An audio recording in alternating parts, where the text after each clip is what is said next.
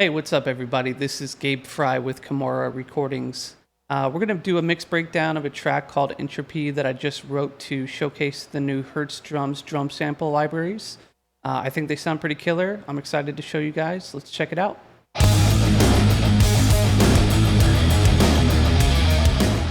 All right, y'all. So the best place probably to start is with just listening to the full mix just for a moment. And then we'll check out some of the individual elements of the mix and go through these samples and see how they sound and whatnot. So we'll go ahead and jump in here.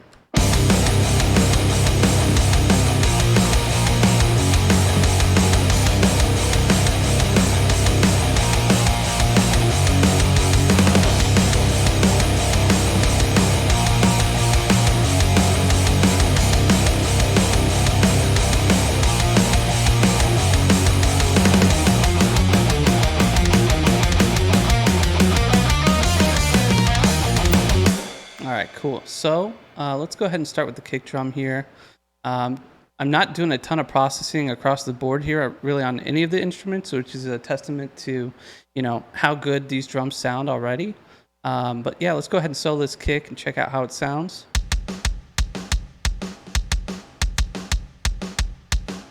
Yeah, it sounds really good.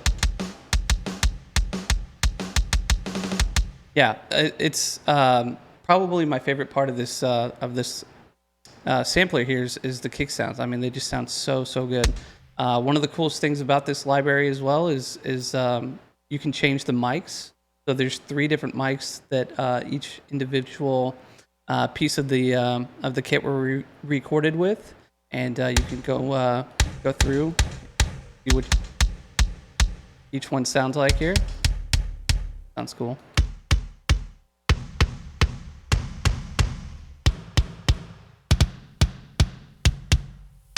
Yeah, a lot of different options here. Let's check out some of the processing that I did here. So this is pretty much on everything, all the drums. This is doing the heavy lifting, really. This is the new Tube Culture plugin from Arturia. It's based on the Culture Vulture from Thermionic, and it's a great saturation box. And yeah, this plugin's killer. I think it sounds really good. Takes a little bit of time to get used to. It's definitely unique. There's different modes here for, I believe, different tubes. They all, have a different interaction with the source material. So definitely takes some time to play with it and get used to it. But we'll go ahead and play with the processing on and off here.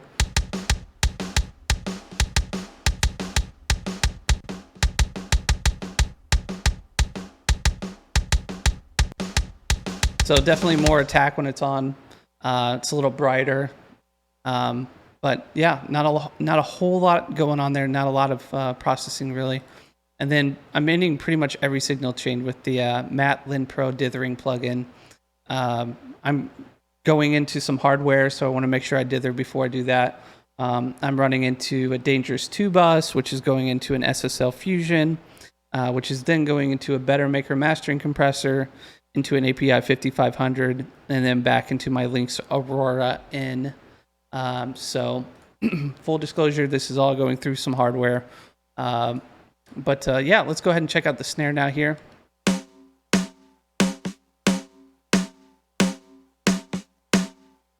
It's nice. It's, got a nice woody tone to it. Lots of punch, nice transient on it.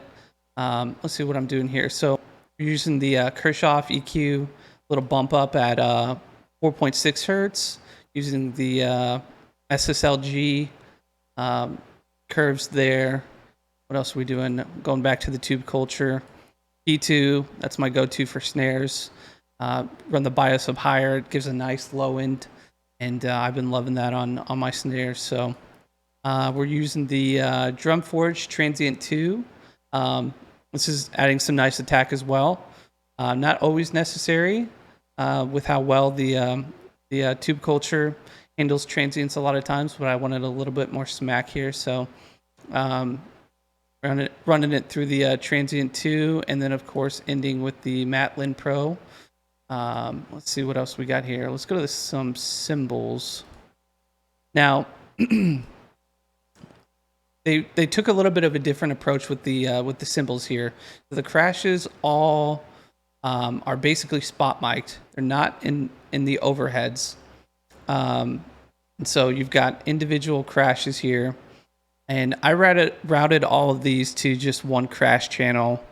You know, not a ton of resonant frequencies that were causing, you know, really any compromise when notching out frequencies. So I think I just did one little notch here at 2.4, and I was satisfied with that. So definitely some solid sounding cymbals.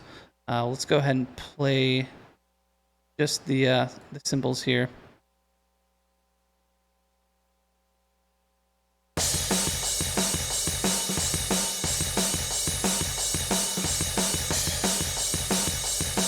And again, really all that's going on is tube culture, and on the actual crashes channel here, a little bit of a dip at 2.4.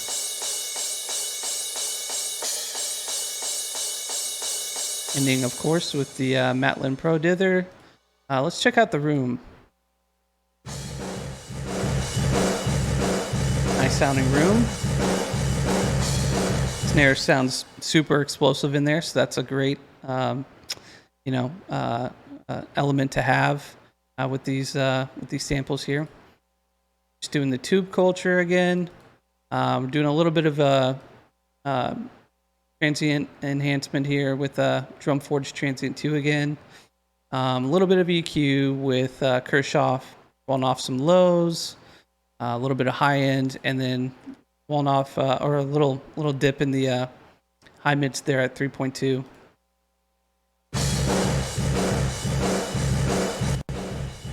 Raw.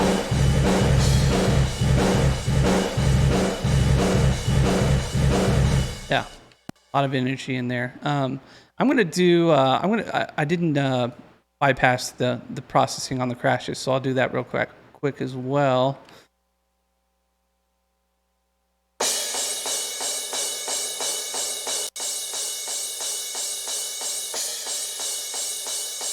Obviously, a level difference there, but yeah, just a little bit brighter. Toms. Let's check out the toms here. Find a section with Bill.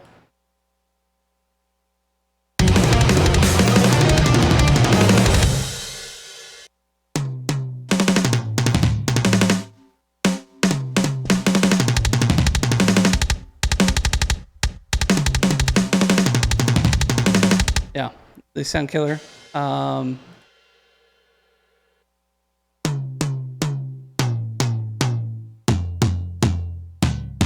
These are all from the red pack here.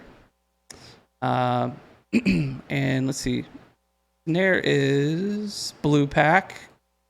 Kick is the blue pack. So some reference for anyone looking to maybe pick these up. There's 3 packs. We've got blue, red, and white. And they all have different, you know, characters and sounds, but they all do play well together, which is really nice. So if you pick up all 3, you're truly going to have 3 sets of mix and match cymbals, shells, and yeah, it's great. It's all in the same room and everything, so they all play really well together. Let's see. Let's go ahead and check out some guitars.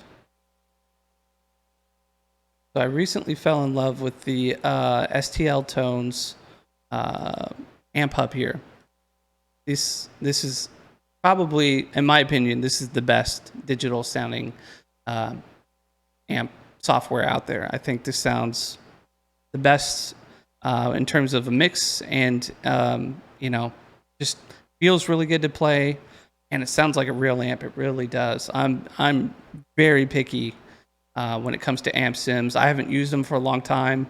I've been using a Mesa Boogie Triple Crown and a Victory V130 Super Countess, and nothing's rivaled that for me up until this point when I came across amp hub. So really digging this sound.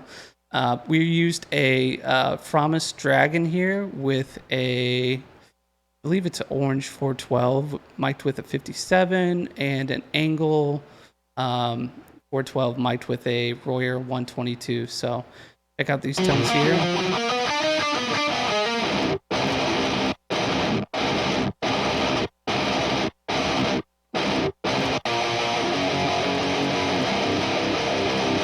It's got a nice growl to it. Did a little bit of EQing, cutting out some resonant frequencies here. Nothing crazy though. Yeah, just it sounds really good. So we'll.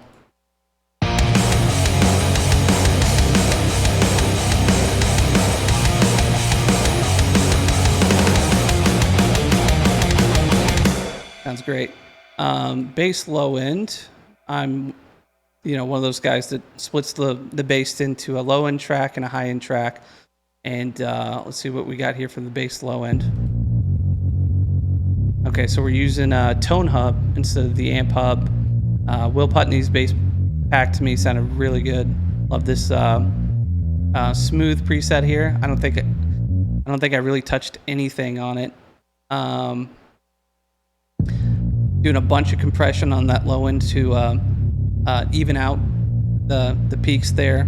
Now, doing that certainly made the low end fairly thin, lost a lot of that energy, and so I injected some low end again with unfiltered audio basement, which is like a subharmonic exciter to the best of my knowledge. But this thing's pretty awesome. It can be easily too much in many cases, but with how much low end I ended up killing with that compressor, I was able to be pretty aggressive here and add in some low end. And with some experimentation lately, I found it really complements the guitars,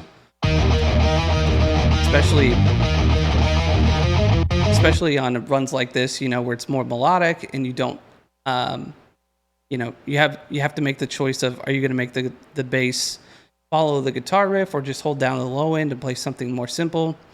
This allows me to not have to really compromise with this bass setup. It's got plenty of low end. It stays tight still and fills out runs like this really well. So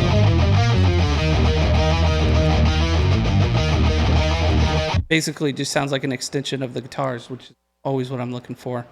And then we'll check out the bass distortion track here, which is 250 hertz and above, basically. I think I cut it off probably about 4K, 3.4. Okay, so what do we use here? Will Putney's bass pack again, the squishy preset.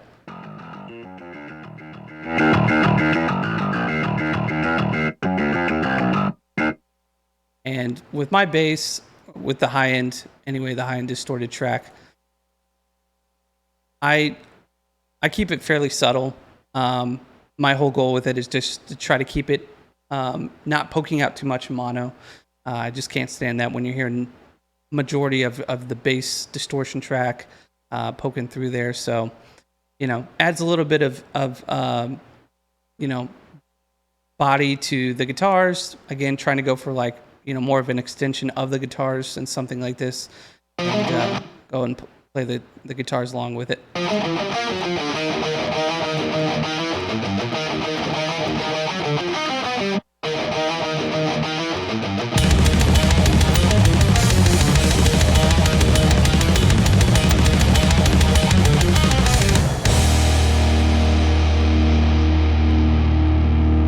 Awesome. So yeah, that's basically a breakdown of the mix.